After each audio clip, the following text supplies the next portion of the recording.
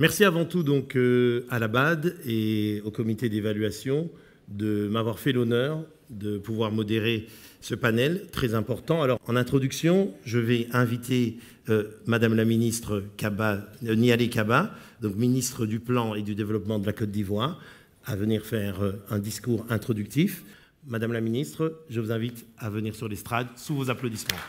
La tenue de cette rencontre traduit, pour son Excellence, Monsieur le Premier ministre, votre détermination à faire de cette institution l'un des grands piliers du développement de l'Afrique à travers la mise en œuvre des 5 importants chantiers que vous vous êtes assignés. La mise en œuvre de ces grands chantiers, indispensables pour accélérer la transformation structurelle des économies africaines, présente à la fois de nombreuses opportunités, mais surtout nous engage tous à relever de nombreux défis. On va parler dans ce panel de discussion des opportunités et des défis pour réaliser les 5 priorités fixées donc par la Banque africaine de développement. Ces priorités, je les rappelle, vous les connaissez toutes, bien sûr. Il s'agit d'éclairer l'Afrique et d'alimenter l'Afrique en énergie, de nourrir l'Afrique, d'intégrer l'Afrique, d'industrialiser l'Afrique et enfin d'améliorer la vie quotidienne des Africains. Monsieur Bassirou Boissière, ministre du Burkina Faso, c'est à vous, vous avez la parole. Le thème « Accélérer la transformation de l'Afrique » est très évocateur et d'actualité, dans la mesure où tous les dirigeants africains sont confrontés à une forte demande sociale, dans un contexte de croissance démographique élevée, une urbanisation mal maîtrisée, des conditions de vie difficiles aggravées par l'insécurité, la dégradation du cadre de vie et les changements climatiques. Merci beaucoup, Monsieur Dossière. Merci pour cette introduction. Je passerai tout de suite la parole à Monsieur Dossou, Antonin Dossou. Donc, c'est à vous. Merci.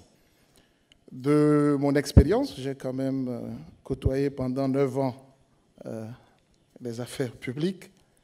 Je vais conclure à ce que nous devons faire plus et mieux si nous voulons réellement le développement économique et social de l'Afrique.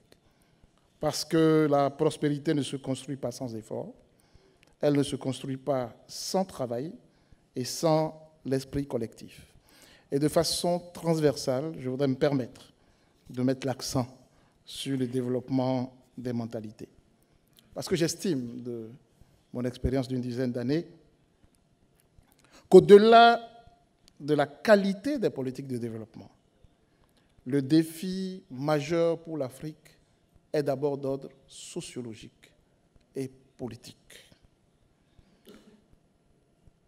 Comment faire reculer les frontières de l'ethnocentrisme, de la mauvaise gouvernance, de la propension à privilégier le court terme, du gain facile? En d'autres termes, comment construire une société de valeur? Et il me semble que la BAD, à chacun de ces niveaux-là, peut aider. Merci beaucoup, Monsieur Dossou.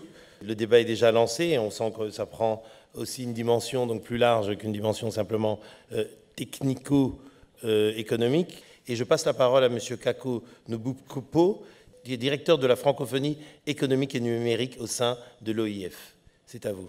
Je vais dire peut-être faire 2 constats et trois enseignements que j'en tire. Le premier constat, c'est que notre espace africain est un espace de transition. Le deuxième constat que je voudrais faire, c'est que nous sommes un espace de choc. Il y a énormément de chocs qui affectent les économies et les sociétés africaines. Le premier enseignement que j'en tire, c'est que nous avons un défi de cohérence de nos politiques publiques.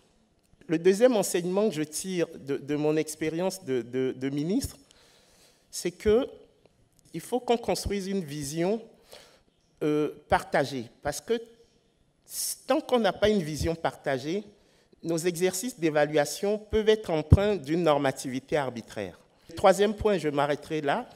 Je crois qu'in fine, nous avons un problème de légitimité. Nous, les dirigeants africains, nous avons un problème de légitimité. C'est-à-dire qu'on n'est pas de vrais porte-parole des sociétés. Merci. Alors, on va donner la parole au dernier intervenant. Je l'ai dit, Monsieur Yao Kofi. Monsieur Kofi, c'est à vous aussi pour le mot introductif. Ce que moi j'ai à dire est très simple. Nous n'avons pas géré la démographie. L'Afrique n'a pas pris des précautions. Ça, c'est la première chose à noter. La deuxième chose à noter également est la suivante. Les taux de croissance de l'Afrique en 2015 et même 2016 ont beaucoup baissé.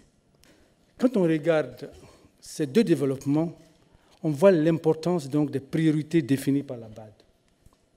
C'est-à-dire qu'aujourd'hui, nous devons mettre l'accent sur l'énergie, qui est encore l'input le plus important de l'industrialisation. Deuxième chose de l'industrialisation, il a été dit déjà que l'Afrique détient une part importante des matières premières. Donc quand on parle d'améliorer le niveau de vie dans notre population, ça ne peut se faire que par l'industrialisation. Aucun pays au monde n'a amélioré le niveau de vie de sa population avec l'agriculture uniquement.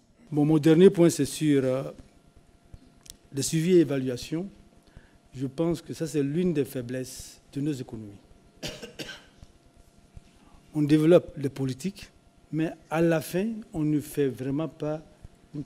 C'était l'examen, de voir si on a obtenu les résultats prévus.